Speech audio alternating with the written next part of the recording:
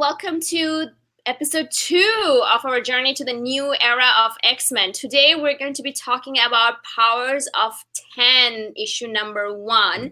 And joining me in this journey, as always, is Zach. How are you doing today? I'm doing very well. How are you? Doing excellent. I am so hyped up to talk about this because this is something that has changed comic book, I think, in general over the last 2 weeks, or last week, actually. It's been a week about. And our guest star for this is Peter from Crushing Crisis. How are you? I'm well, Kyoto, everyone. How are you all? I'm good. So, Peter, did you notice that you have changed us? Like, the the professionalization.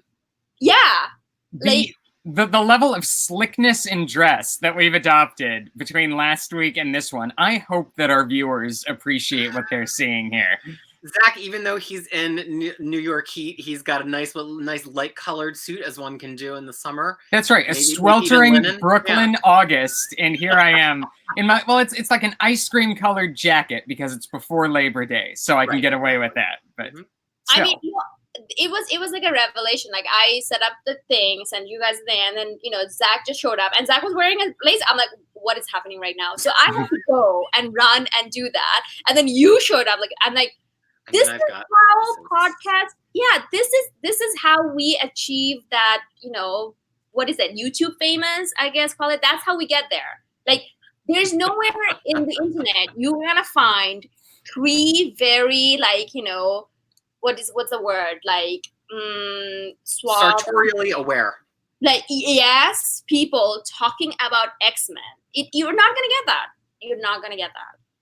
And there's a lot of X-Men to talk about this week. Like, this was soaked with exponential X-Men. We have to cover 4 time periods across 1,000 years. Right. I've read entire writer-artist runs on X-Men that have contained less X-Men than this issue. That's how much X-Men there was. I mean, yes, Zach's tweet, which was like, we're just getting whole decades of comic book plot in like single just full-on film franchises contained in Hickman charts in this issue. Not even in the issue, but just in charts. I mean, yeah. So before I had to, like, I'm the last one to read among all of you because you guys already read and everything, because you guys are like, stay up at night to read this. And then Zach messaged me, is like, if I know what you like, you're probably gonna combust over this issue. Guys, I combusted and some more. I like self-combusted after reading this. Like, my brain just it was just leaking out of me because I'm like, oh my God.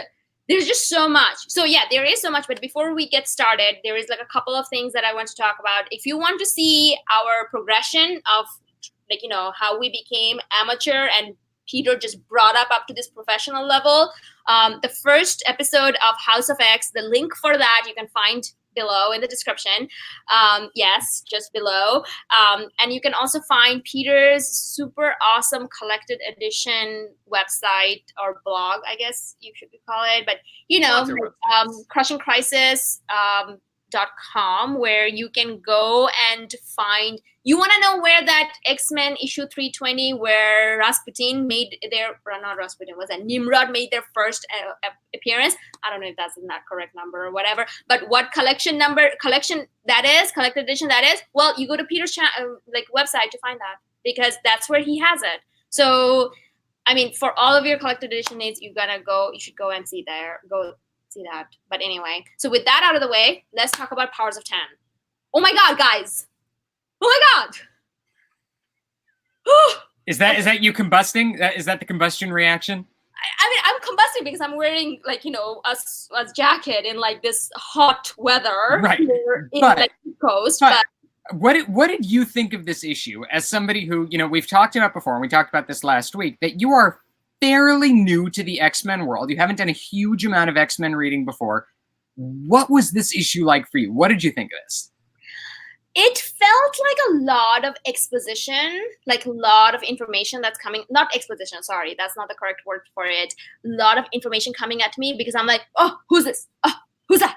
What's this? What's that? like, there was like all this that was coming at me, and a lot of the time I was kind of thinking about what's happening. Like that thought just keeps on repeating itself. Like, what's happening right now? Wait, am I supposed to know this? What's going on? And I think I was under the impression that this is like a continuation of House of X, so I was kind of looking for that, and when I was not getting that, I was like, what? So I read it like pretty much 3 times, and one thing I came to realization, I'm like, I need to talk to my experts, Zach and Peter, more about this and know from them what's happening, so I can then go back and pretend to be know-it-all. So this is why I'm assembling all of you to kind of talk about this. What's your thought, Zach? Why don't you go ahead, like you said, tell us next. Well, I think, it's very clear that this is an extremely Hickman comic book. Mm-hmm. This is Hickman. This is Hickman turned up to 11. This is maximum Hickman. It's not so much a continuation of House of X, I think, as what he loves to do, which is his simultaneous companion piece. These two comics are going to inform each other. They're going to rewrite each other as they go along. So I think that feeling of bewilderment that you had reading it, I don't think that's an accident. I think that's exactly the effect that Hickman is going for. And I'm not actually sure at all that knowing about X-Men before you go in changes that. One of the reactions I have to this as somebody who has read a lot of X-Men is that the X-Men, as he's using them so far in both of these books, are kind of window dressing.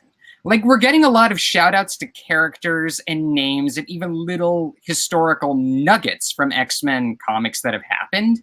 But so far, we haven't seen them matter particularly to whatever the story is that he's telling. So, so far, and this is subject to change, obviously, as these series go on, I think that this is something that really equalizes all of the readers, whether or not they know anything about X-Men before. I think that this is really a fresh start. Thank you for making me feel so good. Because this gives me, I'm like, because you also told me, like, you were just sitting in the AP class before doing, what was it you said? Like, you were in the AP X-Men class. Well, you had made a comment about how you wished that you had read Chris Claremont's run on X-Men before you went into this. And I said, yeah, now you showed up at the AP class without doing your summer reading. But no, the reality is that I mean, the characters obviously owe a lot to Chris Claremont as far as their existence is concerned. But I don't think so far we've seen a lot of direct drawing from any of Claremont's plot lines or continuity. I don't think that really has impacted anything that's happened. Peter, I see a reaction on your face. Let's hear your response to that. What do you think, Peter? Well, here's the thought that I've had in my head for the past few days. X-Men fans love a whole range of things because Claremont has brought a whole range of things into the franchise when he was the only driver, right? It started out as people in spandex.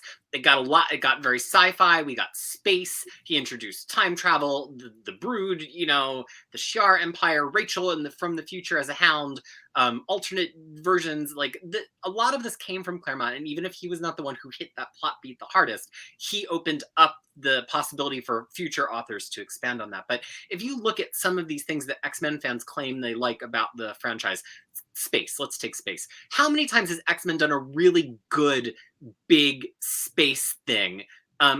3 immediately spring to mind, right? Like Dark Phoenix, Brood Saga, and then much later Rise and Fall of the Shi'ar Empire. But it's not like the franchise is all about that. And the same with these kind of future planning things. We get all of these hints of people who are going to get together and have kids in the future, and what the future might hold and how can we avert it. But since Claremont, it's not like any one author or any one period of X-Men has steered into that long enough and hard enough. And I feel like what Hickman is giving us here is he's kind of saying, oh, are you interested in this, X-Men fans? Okay, well, let me show you how it's done. Because this is so much more comprehensive, so much more thoughtful than so many glimpses of these kinds of themes that we've got in the past. And to me, it's like proof of concept when Hickman says we're not doing X-Men karaoke. Like, are these themes that people love about the X-Men? Yes. But is this in any way an imitation of what has come before? I sincerely don't think that it is. So even though I tend to not love all of those themes as much, I like my spandex hero X-Men more than I like space X-Men, and much, much more than I like time travel X-Men. I found this fascinating because there's just so much there. It's got all of the things I always want from those arcs that I feel like they just fall flat and don't give me. And it's all in Powers into 10. So one of the things I would say though, like we were chatting a little bit before this, you were talking about like, oh, did you get this references, or did it meant to, like, like you were more asking like in terms of like, as me as a new person, how did I was reacting to it. One of the things that I would say kudos to Hickman, and this is something not just Hickman but any writer who does it, is like, it didn't matter. I didn't need to know these references. That whatever I was required to know was explained, and anything else that may have gone over my head, that's fine. And it, for you guys who have read it, you were like, oh, that's amazing. That's really good. I mean, the reason I bring this up, because just before I read the issue, I was watching this Wisecrack, this YouTuber, the Wisecrack edition, and they were talking about Big Bang Theory and about how right, how they're like so terrible. They just uses reference, but it never means anything, because if you don't know, the joke doesn't make sense. Or like, it doesn't add anything to you, and how Futurama does a better job at it. While I was reading that, I kept on thinking about this, because I'm like, yeah, this maybe X-Men expert knows about this, but I don't know about this. Yet it doesn't matter. To me, I was intrigued about all the time jump, all the whatever's going on, and I'm like, ooh, I want to know more. What's happening? What's happening right now? Like, I was and so much of the mythology that we're seeing there really is brand new. I mean, there are bits and pieces that he's plucking from other glimpses of the future that we've had before. Nimrod is a character that we've seen before. The Hounds are a concept that we've heard of before from various alternate futures. But I mean, the really essential things that were being introduced to here, the Chimera, Asteroid K, this is all brand new. He wasn't kidding about not playing karaoke. He's really building this brand new future timeline that he's essentially constructing from scratch. So I agree that he's not toying around with things that we've seen before, or just repeating things that we've seen before. At the same time, I do wonder if the most effective way to start a brand new era of X-Men is to give us yet another glimpse into a dystopic future, if indeed that's what he's doing. And I want to put that little asterisk right out front, because this is Hickman. And it's entirely possible that when we hit our next issue of House of M, the story that we think we've just read is not the story that we just read. We may not be reading something that's actually going to be all about averting a terrible possible future. We might be reading something else. But right now, it looks like a variation on the standard X-Men game of how can we avert this terrible future ahead of us. And I'll go one further on that. Also, that it starts with Professor X. And I get that, like, he's symbolic, and fans who are new or fans might be coming back want to see that. But I also am like, oh boy, here we just had Jean in charge. We had Professor X and Cyclops dead. I was like, finally. And Emma kind of in charge too. And here we go again. But I'll say this. Even if it's a sleight of hand, and I think that Hickman is way about doing the magic tricks, and he's shaking his hand over here, but he's doing the important thing over here. Even if none of this future stuff matters, he's just given us so much to dig into. And even if it all gets undone by the end of the series, and the whole rest of his Dawn of X run is about preventing this future, which maybe not, who knows? I just still think there's so much dense thematic material of just what the 100 years of mutants could look like from here. Usually we just get this one spot in the future, and we're left, it's up to our imagination. But he's given us, I tried to like make a timeline, he's given us decades worth of continuity, of which we can imagine we could later revisit, and it's fascinating, and it's just really well put together. And that's only in what he's told us. I mean, he's given us a millennia of continuity that presumably he has mapped out somewhere, but we're still, I mean, there's a huge lacuna in what we've seen so far that has yet to be filled in by this series. Yeah. Speaking of continuity, Peter already have put together, like, you think Hickman can do charts? Come on, you haven't met my friend Peter. He can do charts better. He can out-chart Hickman. So Peter already come up with a chart, which he says that it's not ready for prime time. But we have seen it, so we know what it looks like. And I would be very, like, it would be something that by the time we get to like issue 6 of House of X or Powers of 10, whichever one's the last one, and then see if it actually matches up. I think that would be kind of fun. Like, we would see that by then. But talking about, like, how the future's looking like, or what we think is the direction and stuff, I really, really don't want another dystopian. No, I really don't want that. I really don't want that. That's something that I want to say though, because the excitement that I felt about House of X, about X-Men becoming powerful and taking like, when I saw that the last, like in the first page, like it was like the dream, I think the first one, then it was like something, then something, and the last one was a session. I was so excited about that because it's about, getting like, rising to something and stuff. And then there was about like this whole the Krakoa that we saw in House of X may have been destroyed and all of that. I am not really jiving with that. Like, I don't know what you guys thought. Well, it's a multiple shell game that he's playing here, because what we saw in House of X looked initially like a really positive glimpse of, mutants taking charge and standing up for themselves. But there were hints throughout that issue that this was maybe not going to be as pretty or as smooth or as positive as it was being portrayed. And then we get these glimpses of the future in Powers of 10.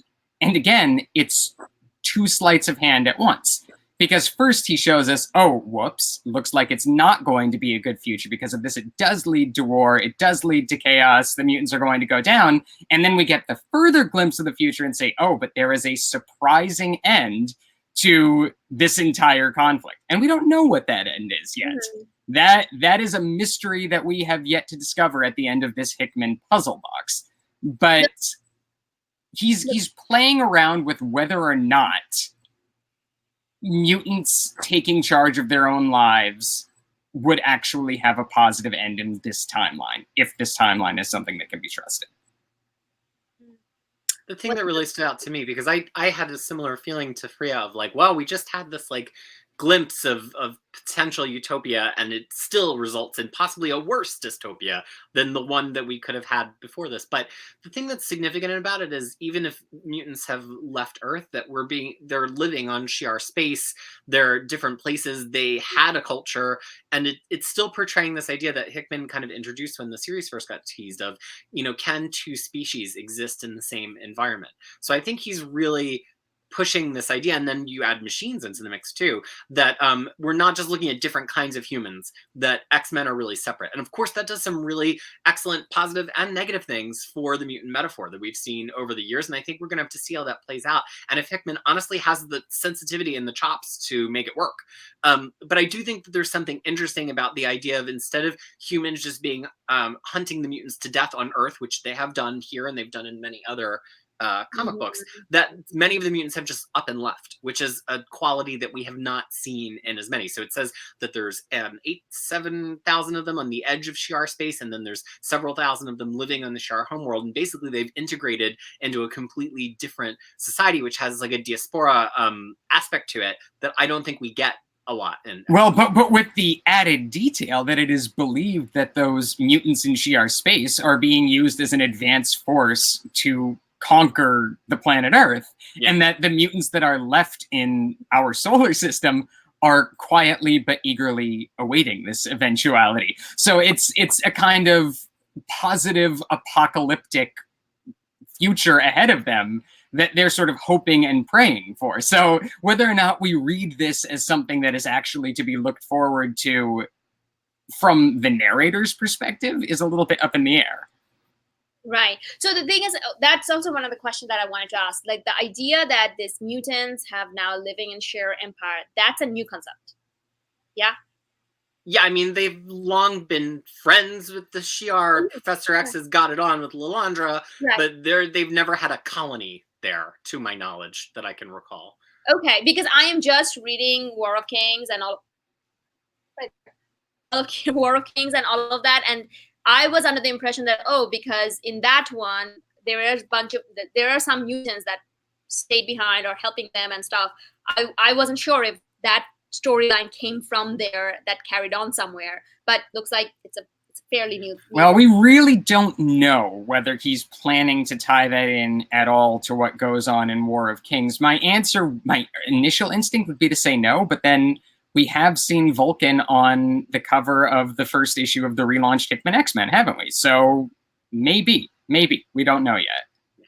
That Vulcan, man. he just went from 0 to a million over an issue. He went from 0 to a million in an issue. I mean, I could not believe it. I was like, because you love sassy characters, and Vulcan is one of the sassiest. oh, Certainly the sassiest of the Summers, I would have to think. Yeah, they're a little bit. They are not a family known for their sass.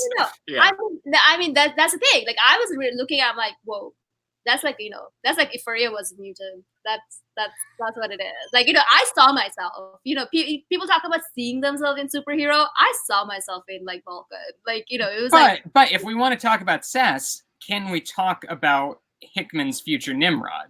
Oh my god! As much as I want to talk about the War of King connections, can we talk about sassy Nimrod a little bit? It is remarkable to me, and yet not the least bit surprising, that the one character into which Hickman easily pours the most like passion and distinctive voice is the robot from the future, who just comes off as somehow the most like likable, dramatic, like melodramatic character in this entire book. You have to love future evil, crazy Nimrod. I mean, he reads almost like a Care Bear, because he's like so round and chubby in the way that Silva is drawing his body language. He doesn't do any sharp angles. Usually Nimrod arrives and he gestures, but this Nimrod, everything about him on the edges is round. And right.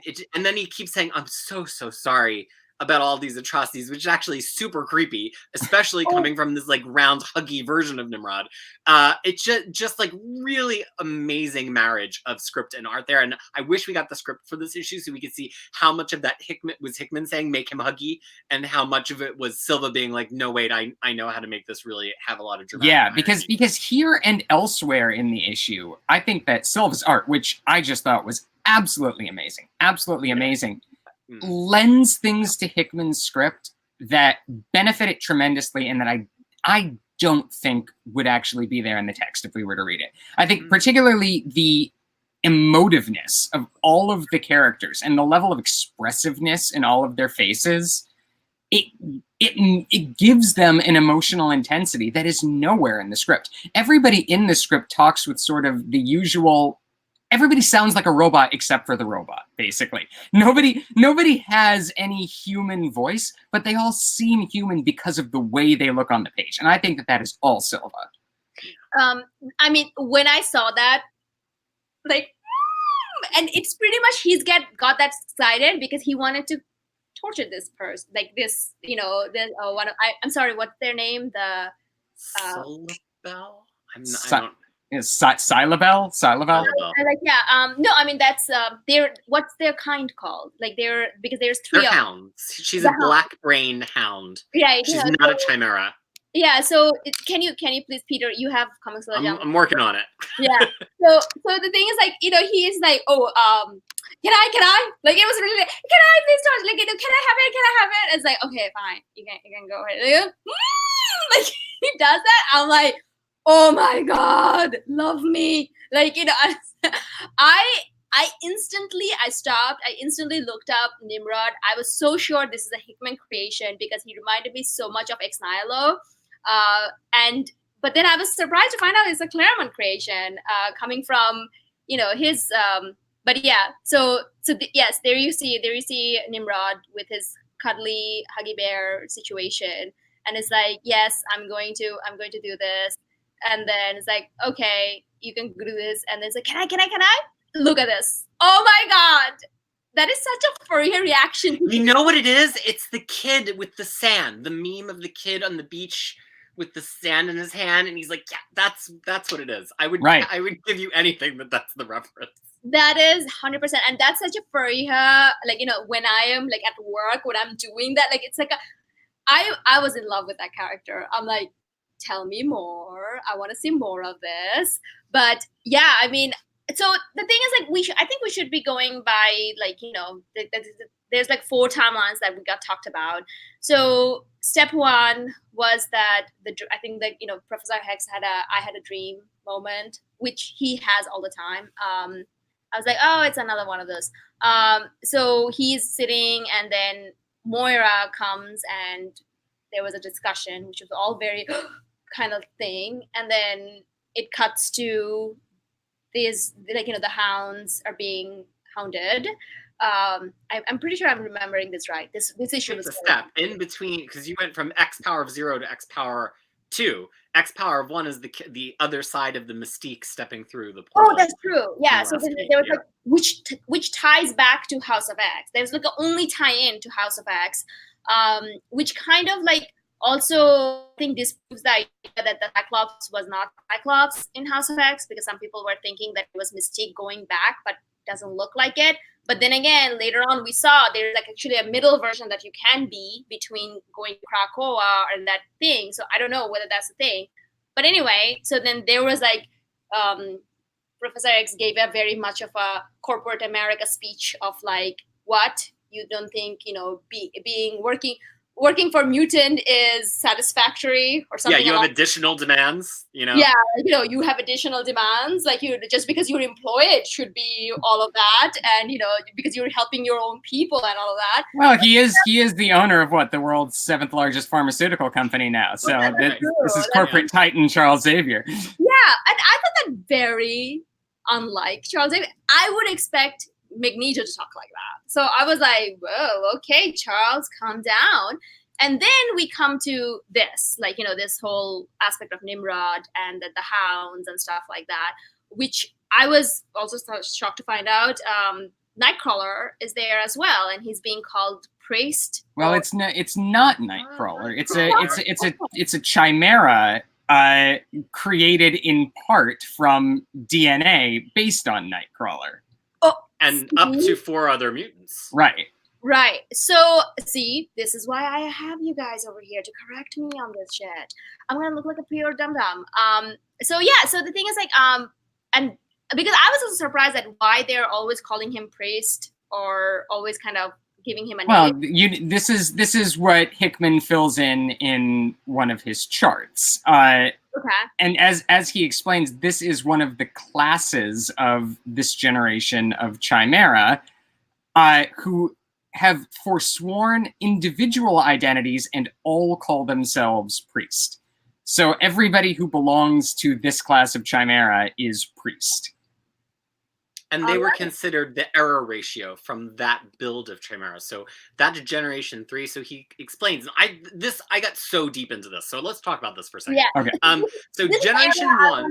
The reason I wanted to kind of quickly come here, because this is the era that gets most time in the issue, and I feel like we should spend most time on it. So tell us. Yeah, Professor. And this is none of this is my own knowledge. This is all, but you have to like really read these closely and almost kind of break the pages apart because there's a little bit of info in each. So Generation Sinister gets approved to do the breeding pits after a disappearance and death of the majority of mutant leaders. He creates Generation 1 in his Sinister breeding pits on Mars, which are single X gene mutants, so pretty much not so different than what we have now. They become fodder and they go back to fight the good fight on Krakoa when they reach age 16. This begins a 30-year clock of defending Krakoa. Then there are 3 more generations. Generation 2 are basically like your straight up crosses, like one of these mutants, one of these mutants. And they have a very low error percentage, only 1% error. So they're pretty strong. And we have not met any Generation 2s which have been named, although some of those people we saw on the asteroid may be Generation 2. Then there are Generation 3, which is what we see, the true chimeras that can have up to 5 mutants in them, but they had an error percentage of 10%, and those were the cardinal variants. They had peacetime power sets, they are outliers, and they refuse to take a name. So then he presses on to Generation 4, which is not a branch of the chimeras, but which is supposed to be all Omega based, and that's where the shit hits the fan, because they basically form a group brain and mass suicide, taking out most of the mutants with them. So one of the most, actually I'll stop there. I want to talk about the Rasputin one. I've got my whole Pride Rasputin family behind me here, so I do want to talk about that. But let's hear a little bit from Zach and Freya about that whole jam.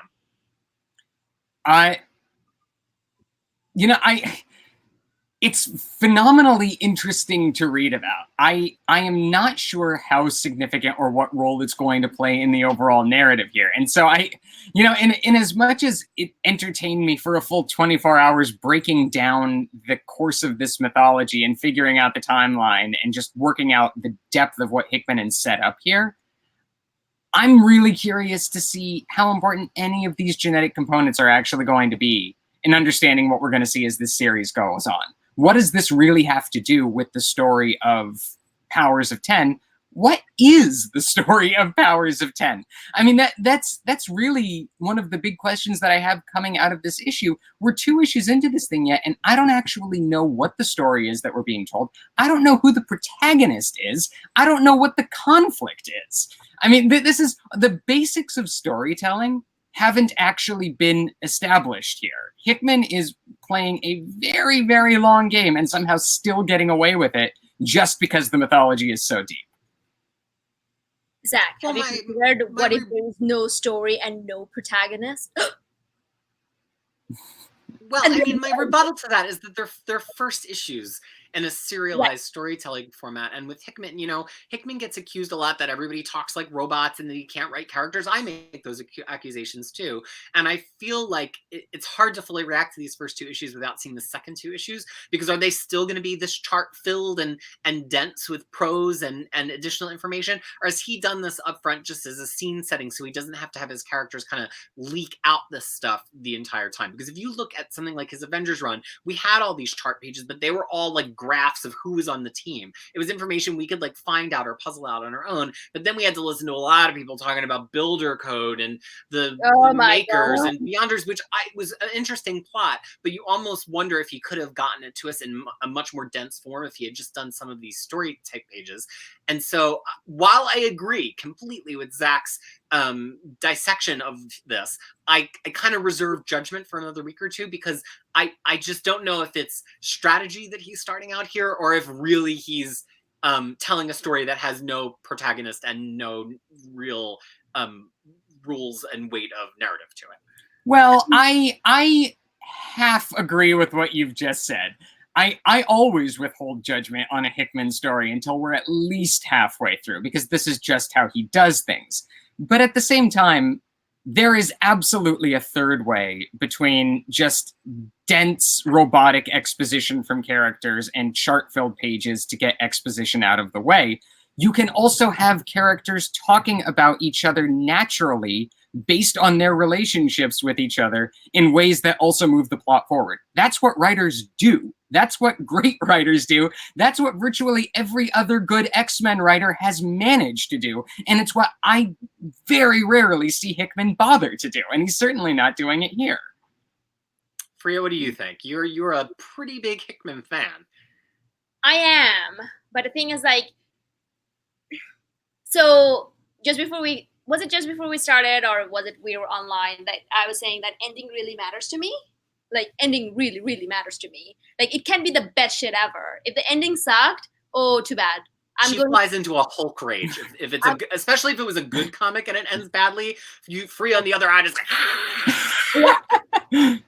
So, but the thing is, knowing Hickman, he always writes for the long game. Like, you know, it's everything. So I understand where Zach's coming from, and all of that. But the thing is, I don't know whether by the end of this 12 issue we're even gonna know. I'm afraid of that, because I feel like it's going to be in his X-Men issue or however long he writes it. So maybe for the next 6 years we're never gonna know. I don't know. I mean, that's the thing. But the thing is, I'm in it for that ride, but I am also getting a little annoyed, like in terms of like, what's the plan? You know, because House of X really got me in by saying that, oh, X-Men's gonna be great again. Like, you know, or they were never, but you know, they're going to be awesome. But now it's just gonna be like, oh, never mind. There may be. Heaven help me for putting this out there. But I'm going to play against type and be the positive devil's advocate here while you two attack Hickman. Usually my job. So before let me finish. No, I'm just going to say that I'm so looking forward to the next issues. I'm really looking forward to it. But I really, really hope that this issue was a trick and none of this dystopia things happening. I don't know. Well, look, here's my counterpoint to that, which I somewhat believe in, but I'm somewhat playing devil's advocate. We see these 4 time periods, and Hickman does this very interesting thing for each of the scenes. The X to the power of 2, the 100 years actually is 2 distinct scenes, so we have 5 scenes across 4 time periods. He centers on it on a specific interaction. He actually makes it way more human than a normal Hickman comic book. The first one is all about the Professor X and Mora meet, and clearly Mora knows more than we've ever known Mora to know before. The second one, even though Magneto is there, is very much about that exchange between Professor X and Mystique, who, if you know a lot of X-Men continuity, they have been retconned into having worked together on many occasions, and Mystique having been his agent. So there's a lot of loaded subtext there, especially with what Mystique might want Destiny to come back. So again, human-centered, well, mutant-centered between 2 people. And that middle one, the first part of it is so much about that connection between Rasputin and the Black Brain Hound. And like, that was one of the tensest, saddest Hickman moments I feel like I felt since Fantastic Four, where Rasputin realizes even though she's this war machine that's virtually indestructible, she cannot get to her friend, who's 1/10 of the mutant population of the solar system. And then we get the kind of like Nimrod interaction. And then and I will point out that Nimrod is named Nimrod the Lesser. And then when we go to the 1,000-year time frame, the little floating Nimrod is in the library of Nimrod the Greater. And so you have to wonder, were they in the same time period? Was the Greater the parent and the Lesser the progeny? Or was that a moniker that was assigned to them afterwards? And in that one, we get this mysterious blue person who has a very interesting symbol on his or her cheek or their cheek that looks like Builder Code, although I went back through the Builder Code, it's not a Builder Code letter, talking to the Nimrod. So like, unlike most Hickman comic books that we would make these accusations about, this is pretty much 5 black box four-fister scenes of people going back and forth with each other, which I think is radically different than the typical Hickman comic book. So that's my defense. No, I completely agree. I agree with every one of them. But at the same time, I'm also agreeing with Zach. I'm kind of in the middle of both of you. Like, I'm looking into, like, you know, if you weren't here, if Zach told me all the time, like, I agree with you. And then if I talk to you on a separate basis, I'm like, I agree with you too. I'm like in the middle. Like, you know, I'm really in the middle of this. And also, like, to that whole generation thing, I was also thinking that, is it more of like, kind of like a metaphor for how human progress, like, you know, human like progressing is like, okay, the first 2 are kind of like, they're whatever task they were told, they're going and doing that. And then the next generation have a little bit more self-awareness. Maybe they don't want to take set. And then the last one is like, fuck it all, we're done. Like, you know, I feel like there was like a little bit of metaphor of that going on as well. Well, a very interesting thought, because, you know, Hickman is playing on the notion of monoliths here, and he's very clearly drawing some influence from Arthur C. Clarke and Stanley Kubrick's 2001. And of course, the notion there in that story is leaps of evolution ultimately leading to a complete transcendence of human thought, free of any bodily strictures. So if we take that theme into account, what is going on here in this farthest flash of the future, where we seem to be in an essentially unpopulated world, except for this blue figure, we don't know who, and the floating Nimrod head, and then these 2 figures in yet another kind of Garden of Eden scene, seeming to repopulate this world. So, and I would say also to Freya, your comments, because I'd love to hear your response to this. I think there's a clear line between this and Pax Romana, whereas in Pax Romana, Hickman's like, if we remove religion, what would 600 years of human history look like? In this one, he's like, what if we don't completely allow the mutants to be oppressed? What if the mutants have culture? What if the mutants can grow on their own?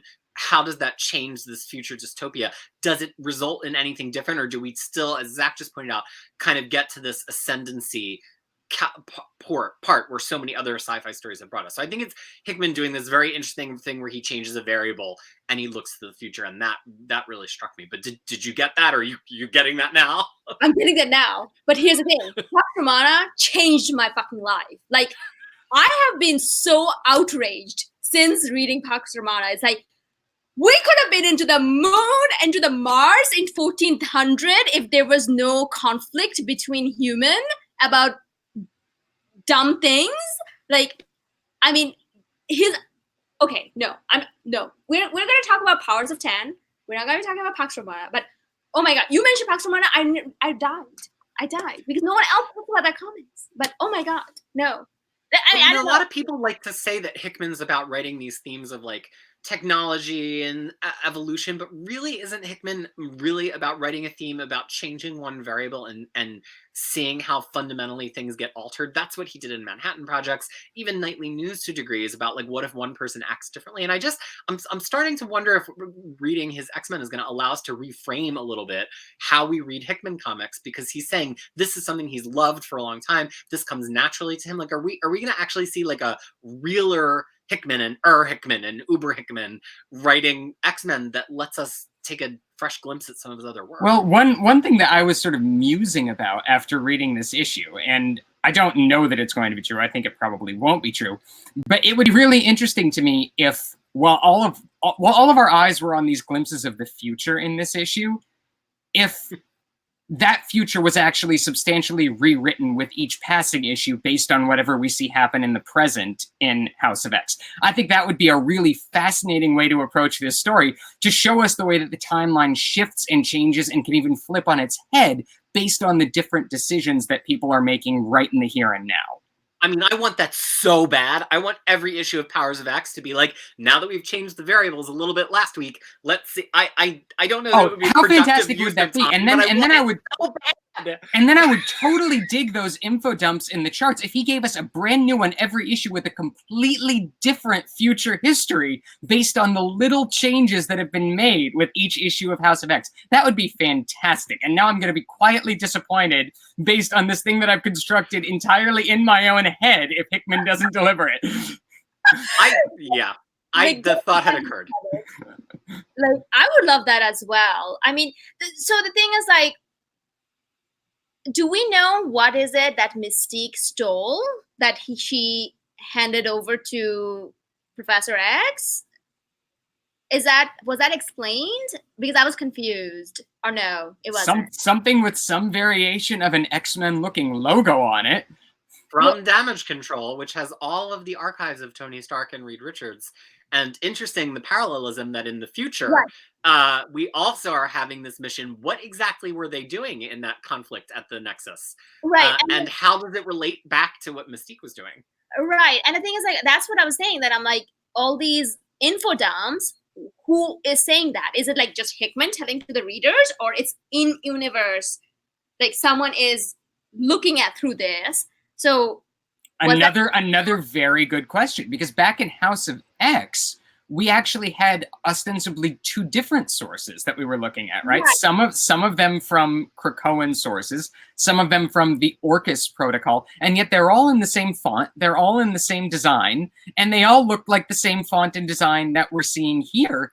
And this being Hickman, I don't think that's a coincidence. And when we take into account also the fact that we have the Sentinels in the future absorbing different consciousnesses and assembling information, we have at least a possibility of why all of this information is being assembled in one standardized looking format that we're reading. 100%. Totally agree. And then also, do you think that he's going to start bringing back his previous work? Because even in Avengers, there was a lot of his Fantastic Four stuff was in there. Do you think that he's going to start bringing those? Because I have a feeling that he's not done with the Maker. I don't know why I feel that. Like, I don't know. Like, it just, that's what I'm saying. I'm like, who is telling all of this? Who's doing this? What's happening right now? Like, that's what I'm saying. Like, question one, what is happening? Question two, what the fuck is happening? Like, that's my overall, like, powers of 10. You know, I have a lot of similar feelings and opinions to Zach, unsurprisingly, since we are both Jamie Madrox dupes of Lost Prime, to what he was just saying. But the thing to which I would add is we could get crazy and start looking at all the little footnotes and codes that are on every one of the pages, because some of them in this issue say Krakoa Heaven, some of them say Sinister, so they're definitely from different sources. I very much agree with maybe this is all from the future perspective of this thing that has archived.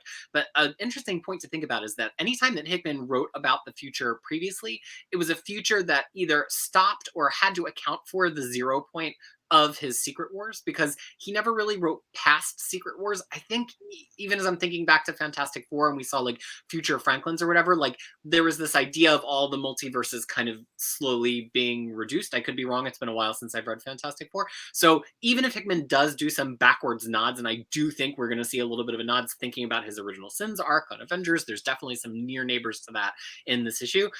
This is Hickman writing about what happened after his Secret Wars. If anything, some of this future stuff might be a response to things that were changed, that weren't available to him as plot or narrative, either as Hickman or to the characters weren't available to them prior to Secret Wars. So it's like part of me wants to make all these connections, but part of me are like, he's in a new version of the Marvel Universe that he birthed quite deliberately, where he gets to paint with this palette now.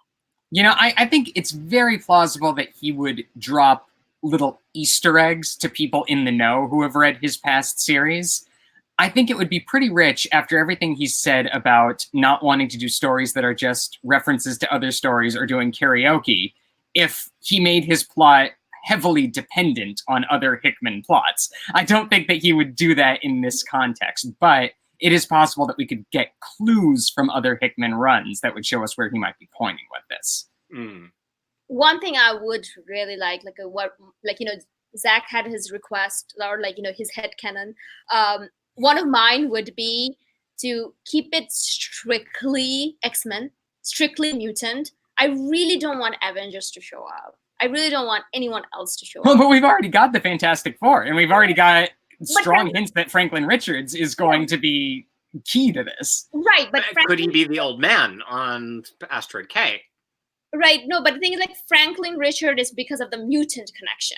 Like, I'm okay with mutant connection, bringing others in. I don't want Captain America to show up.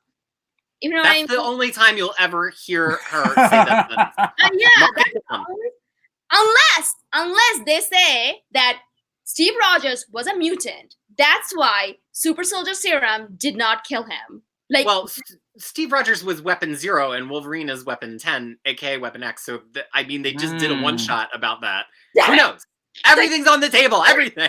That's right. It turns it's an X-Men world for you. Okay. In that case, please no Tony Stark. Fuck him. I don't want Tony Stark. Don't want him. Yeah, the humans can have Tony Stark as far as I'm concerned. Human can have Tony Stark, and all the humans can go into just disintegrate for all I care.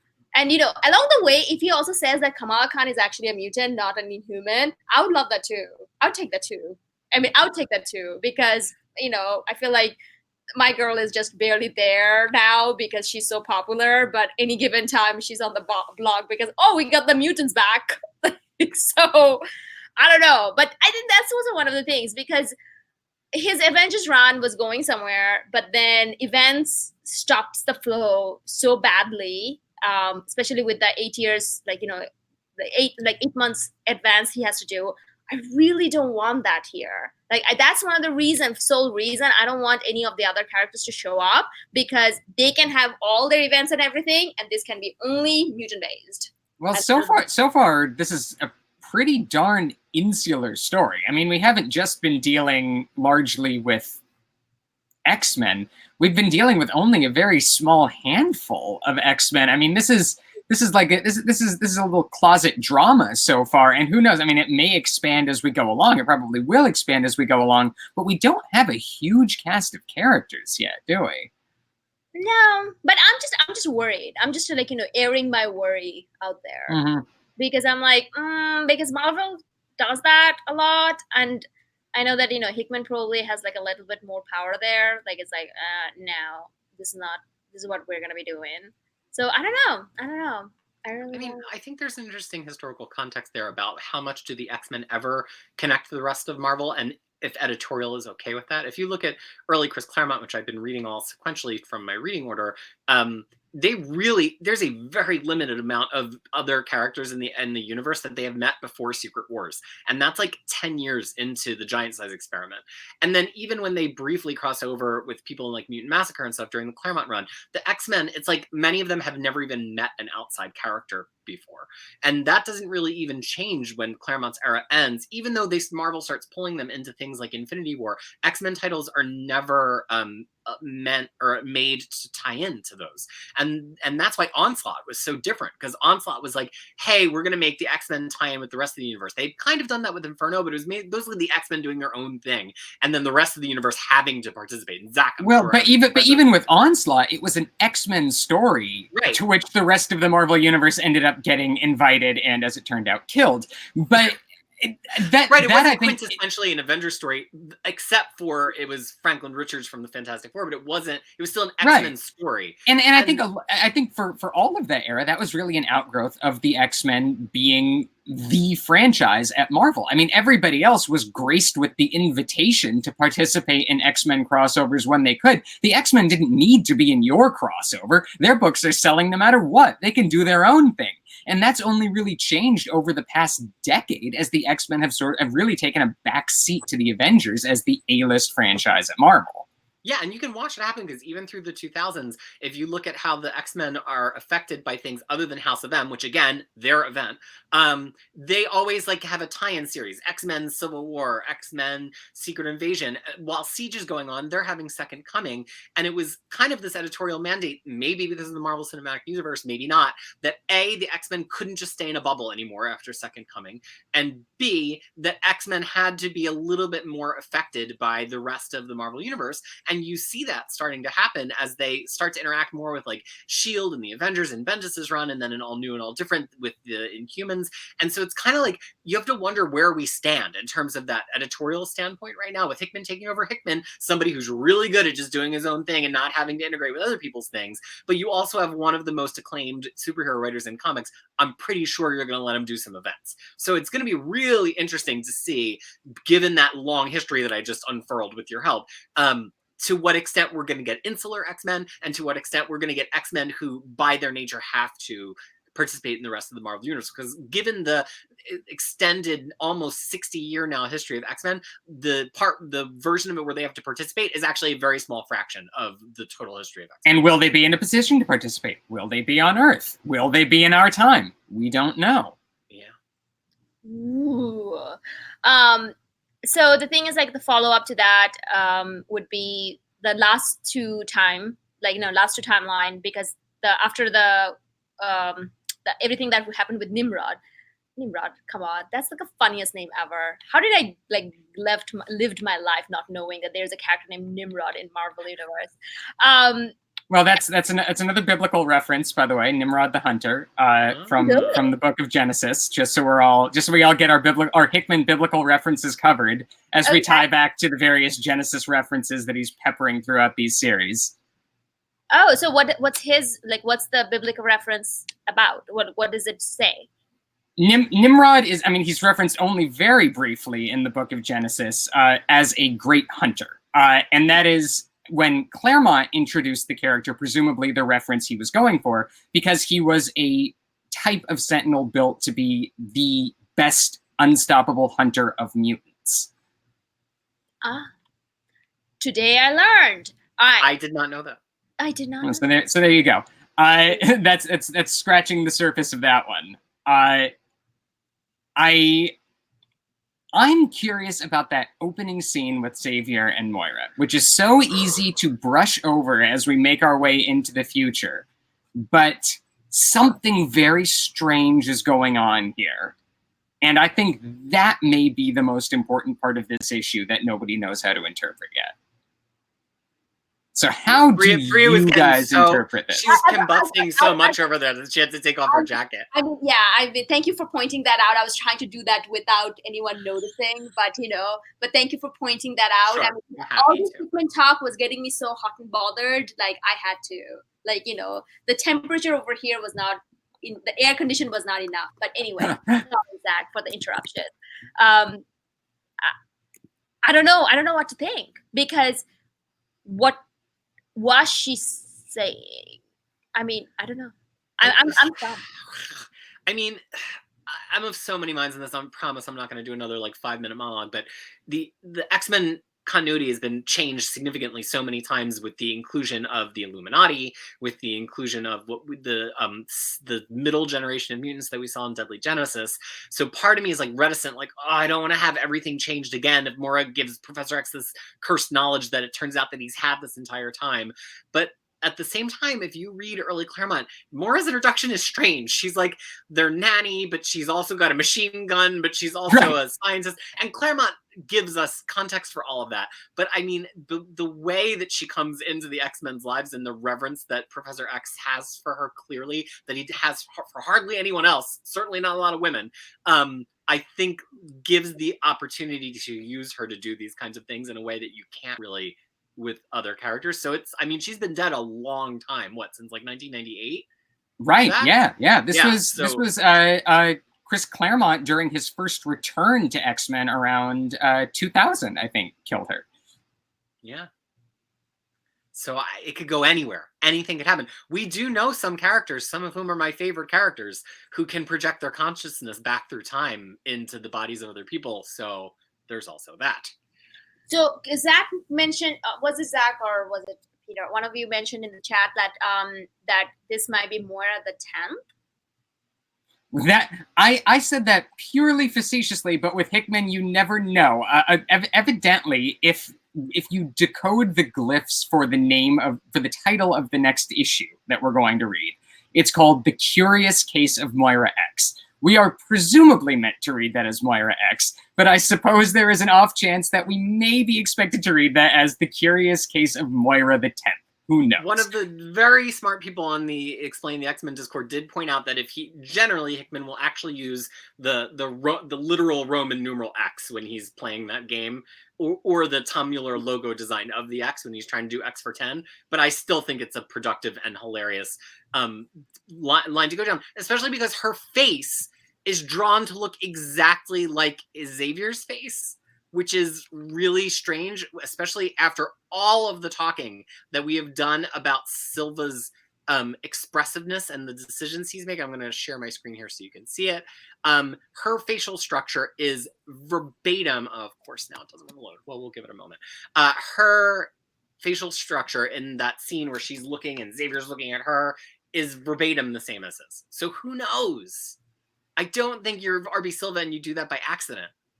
Well, and what are we to make of her knowledge and her behavior in this scene? Because we're looking at, I mean, we're dealing with a Moira who has abilities and knowledge that we've never associated with this character before.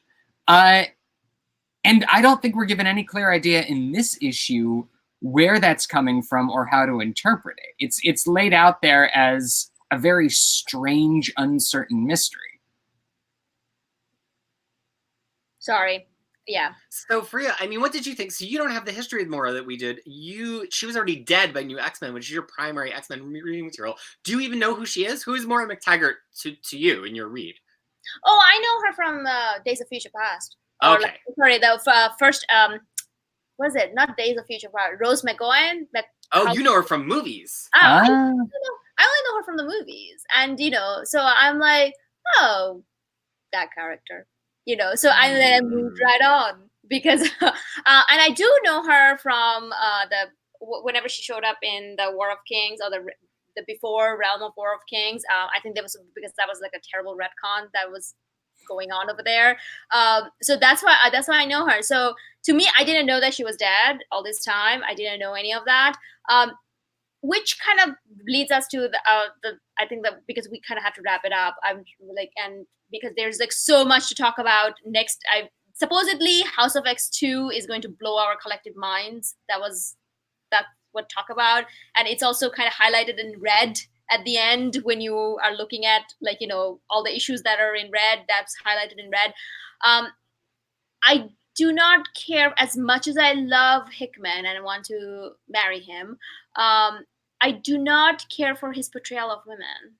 And X-Men is historically has been very, there's like a lot of X-ladies that are out there and stuff. I'm not sure how he's going to what he's going to do with that, because I don't know, like, you know, I mean, clearly there is no protagonist as of yet. We have no idea what the story is going to be about. There's a lot of ladies that have shown up so far, but I don't know what you think. Like, Rasputin as a character is very interesting to me. That's a new character, yeah? Yes? No? Yeah? Yes. So, I mean, I don't know. It's like, I'm kind of curious to see what he does with that. I am too, and I think that we, as you, I mean, I'm totally in agreement with you on this. We're so early on. I don't know who our protagonist is yet. I don't really know whose story we are supposed to be most invested in. So far, I would say that you're absolutely right. That Rasputin seems to be the breakout character of Powers of 10 issue number 1. But who knows where it's going to go from here? I would love to see Hickman give us some really vital, interesting, front-centered women in this narrative, because I don't think that he's really done that in anything that I've seen by him before. I mean, I agree, and you know, I actually was a bit of a doomsayer when Hickman first got announced for X-Men, not because I don't like him, but because I'm like, to me, X-Men is about the X-women. All the best X-Men are X-women, and when I saw Hickman's name, I'm like, but he doesn't. He's had the opportunity to do well with female characters, and he doesn't always. And so I'm hoping, I have hope. I'm trying to be optimistic. But even if you read, I mean, I've been reading all this classic X-Men, then you divert to read something from another series, and the treatment of women in those series tends to be terrible in the 80s. I'm like, oh my gosh, why would a young girl even read comics at this time, seeing what all the female characters are put through? But X-Men has always been an oasis from that. Even in modern times, the X-women are written so much better than the women on any other team in any other comic book. And so I have hope. And and Hickman, as a longtime X-Men fan, certainly is aware of that. And he's said his favorite X characters, which include a lot of very powerful X-women. So I remain optimistic of how centered the female characters are going to be in this event. By the way, go on. Go for it. I was going to say, before we wrap up our broadcast, I do want to go back to the question of Nimrod and a couple of quasi-biblical references that that Hickman might be making here. Because it's, along with a very brief reference in the book of Genesis, I should say, the ancient Jewish historian Josephus told the story of Nimrod, which apparently went back to some old tradition, as being the figure who incited rebellion against God, such that the Tower of Babel was built in rebellion to him. We have seen a motif of a tower throughout different time periods, housing knowledge and having some kind of impact on the advancement or fall of mankind. The historian Josephus also tells us the story of the mass suicide of the Jews in defense of Masada during the Jewish revolt against Rome, and we have heard the story of the mass suicide of one generation of mutants who had been bred by Sinister over the course of this mutant history that Hickman has set up. I don't know how to interpret all this. I don't know what it all means, but I would just like to throw those parallels out there for our consideration. My mind considered it blown. Like, you know, like whatever, like my mind was blown when I read Powers of 10, and it came back to me, and then considered it blown again. Oh my God. Well, that's my 60 seconds of biblical exegesis of Powers of 10 number 1. Like, and also, you know, before, like, I think with that, because that gives us so much to think about, and House of X2 is coming out next week, which supposedly going to change all of our lives, and we are going to be here to talk about it at the same time, the three of us. And one thing, where was I going with this? I was going somewhere with this. Now Brain exploding, that being a great point to end on. Next week's going to be huge. All of these things are true. All of these things are true. But then I was going somewhere with this, and now I'm completely, oh my God, Zach, you actually blew my mind.